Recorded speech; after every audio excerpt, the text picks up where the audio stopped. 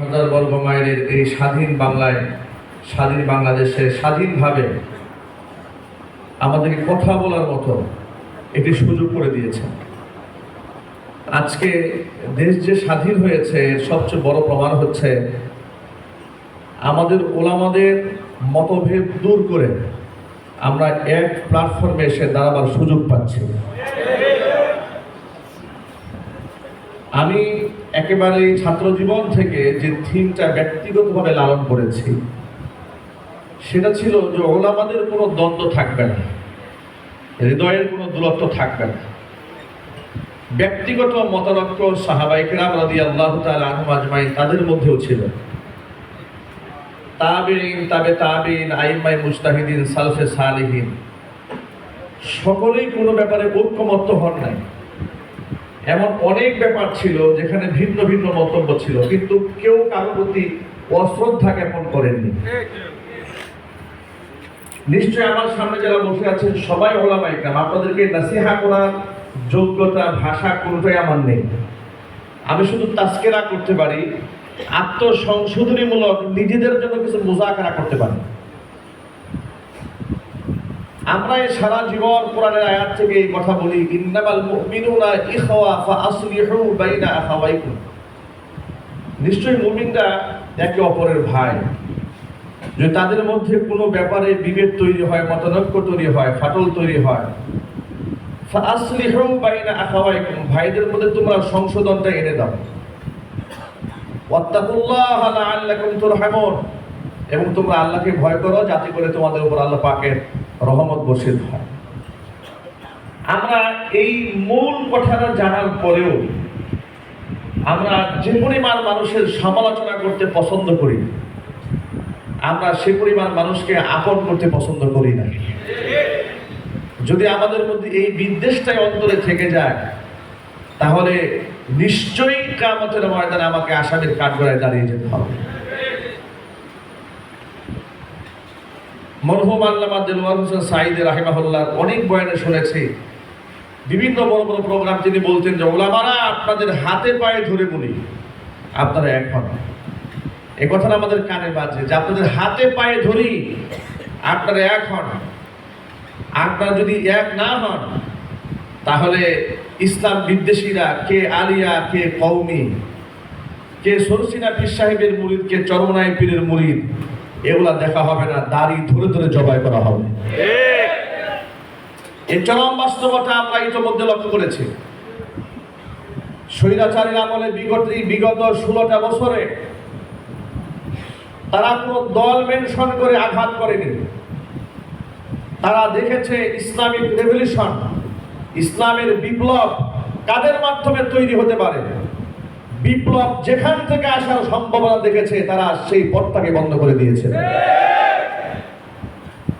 বাংলাদেশে অসংখ্য মসজিদের খতিব সাহেবদেরকে বিনা নোটিশে বিদায় না নিয়ে অপমানিত করে তারা মসজিদ থেকে তাড়িয়ে দিয়েছে।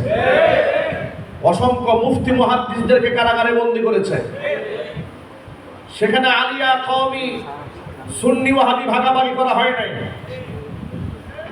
এমনকি ঢাকার রাজপথে কোরআন সুন্নাহর বিদ্বেষীরা দাড়ি ধরে টেনে টেনে মানুষকে যখন অপমান করেছে তখন তারা আলিয়া, কওমি দেখে নাই।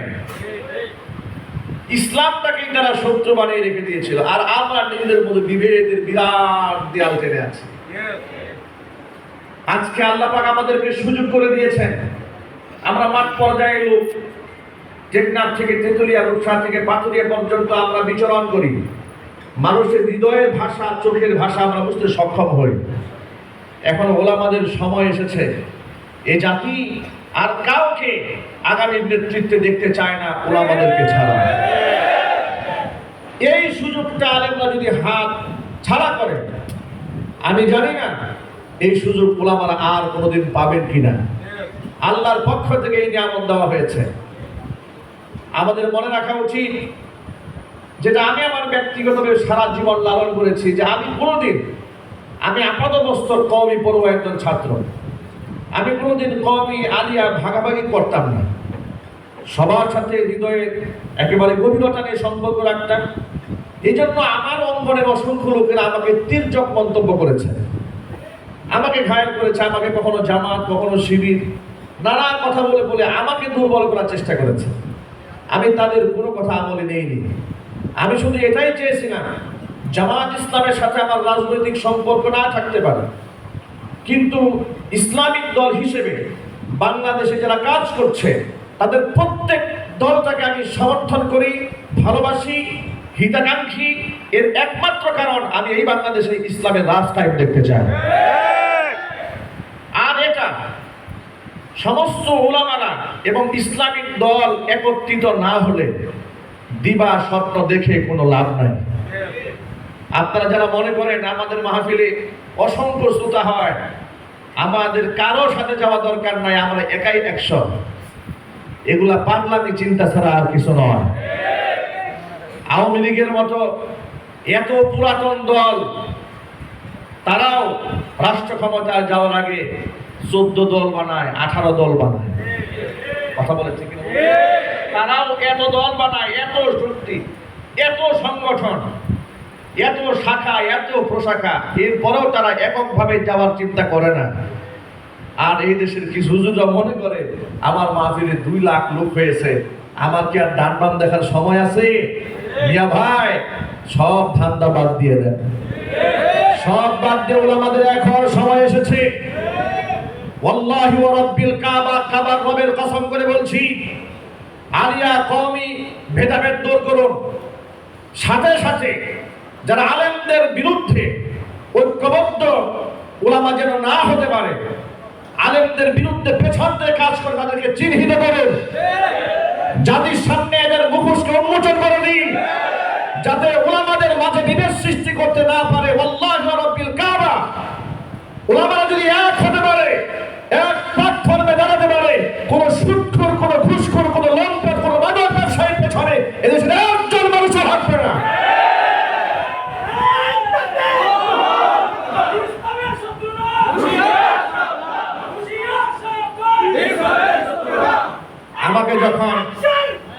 আমাকে যখন আজকের প্রোগ্রামে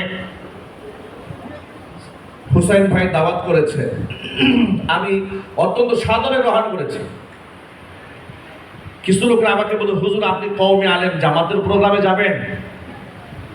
আমি বললাম, প্রিয় ভাই, এগুলা করে করে ইসলামের 12টা বাজাইছেন, এগুলা করে ইসলামের 12টা বাজিয়েছেন। এই আসাবিয়াত বাদ দিয়ে দেন। একমাত্র আমার ঘরে খাঁটি ঘি আছে, আর কারো কাছে নাই, এই চিন্তা বাদ দিয়ে দেন, এই চিন্তা বাদ দিয়ে দেন। এই চিন্তা বাদ না দিলে আজকে দেশের মানুষ আপনাদেরকে নিয়ে স্বপ্ন দেখে, আলেমদেরকে নিয়ে স্বপ্ন দেখে, স্বপ্ন না দেখে ঘৃণা করতে শিখবে। মনে রাখবেন, এদেশের আলেমরা যদি নিজেদের স্বার্থে স্বৈরাচারী হাসিনার দাওয়াতে অংশগ্রহণ করা অপরাধ না হয়, এদেশের ওলামায়ে কেরাম যদি দুনিয়াদার ব্যক্তিদের রাজনৈতিক মঞ্চে গিয়ে উপস্থিত হওয়াতে অপরাধ না হয়, এই দেশের ওলামারা যদি দুনিয়াবি যে কোনো প্রোগ্রামে অংশগ্রহণ করে অপরাধ না হয়, ইসলাম যারা চায় সাথে তাদের প্রোগ্রামে অংশগ্রহণ করার কারণে আলেমদের যদি তির্যক মন্তব্য করা হয়, আল্লাহু রাব্বিল কাবা, তারা ইসলামের শত্রু ছাড়া বন্ধ হতে পারে না। সুতরাং অন্তর থেকে ভেদাভেদ দূর করে ফেলো, মানুষকে কাছে টানো, সমালোচনা থাকলে গঠনমূলক মন্তব্য করুন, মন্তব্য আসতে পারে। কিছুদিন আগে বাংলাদেশের অত্যন্ত নন্দিত, জনপ্রিয়, বর্তমান জামাতের যিনি আমির, ডাক্তার মোহাম্মদ শফিকুর রহমান, বিশ্বাস করুন, আমি ওনাকে, যেহেতু আমি রাজনৈতিক দলের কর্মী সদস্য না হওয়ার কারণে সেভাবে চিন্তা করি, সিলেটে যখন বন্যা কবলিত মানুষের পাশে তিনি ত্রাণ দিতে গেলেন, তার কিছু বক্তব্য সোশ্যাল মিডিয়াতে কল্যাণে শুনলাম। শোনার পরে আমি একটা আলেম হয়ে, যেহেতু আমি নিজে দাওয়াতি কাজ করি, আমি মনে মনে ভাবলাম, একজন ডাক্তার মানুষ এমন আধ্যাত্মিক কথা শিখলেন কোত্থেকে? এত সুন্দর কথা। ত্রাণ তো আমরাও দিতে গিয়েছি, আমরা দিদি গিয়া এই ভালো করে ছবিটা তোলেন, যাতে করে পাবলিক ভালো করে দেখে। যে আমি তার নিয়ে আসছি। উনি কি বললেন? উনি গিয়ে বললেন, আমরা আপনাদের ভাই, আমরা আপনার বাড়িতে মেহমান আসছি, তো মেহমান বাড়িতে আসার সময় মেজবানের জন্য কিছু নিয়ে আসে, কিছু উপহার নিয়ে আসছি। আমি এই এতটুকু কথা শুনে আমার দিল তার উপর খুশ হয়ে গেছে। মনে মনে ভাবলাম, যার হৃদয় এতটুকু আনা নেই, একটাই রিয়া নাই, তারা তারা ইসলামের কাজ হবে। কথা বলেছে কিনা বলেন? দরদ নিয়ে তিনি কথা বলেছেন। কিছুদিন আগে তিনি একটা মন্তব্য করেছেন যে দলীয়ভাবে আমরা সকলকে ক্ষমা করে দিয়েছি, কিন্তু ব্যক্তিগতভাবে কেউ যদি প্রতিশোধ নিতে চায়, মাজলুম হয়ে থাকে, তাদেরকে আমরা সহযোগিতা করব। ব্যক্তিগতভাবে মানুষের ভিন্ন মত থাকতে পারে, সেই ভিন্ন মতের জায়গা থেকে আমি বলেছি, ডাক্তার শফিকুর রহমান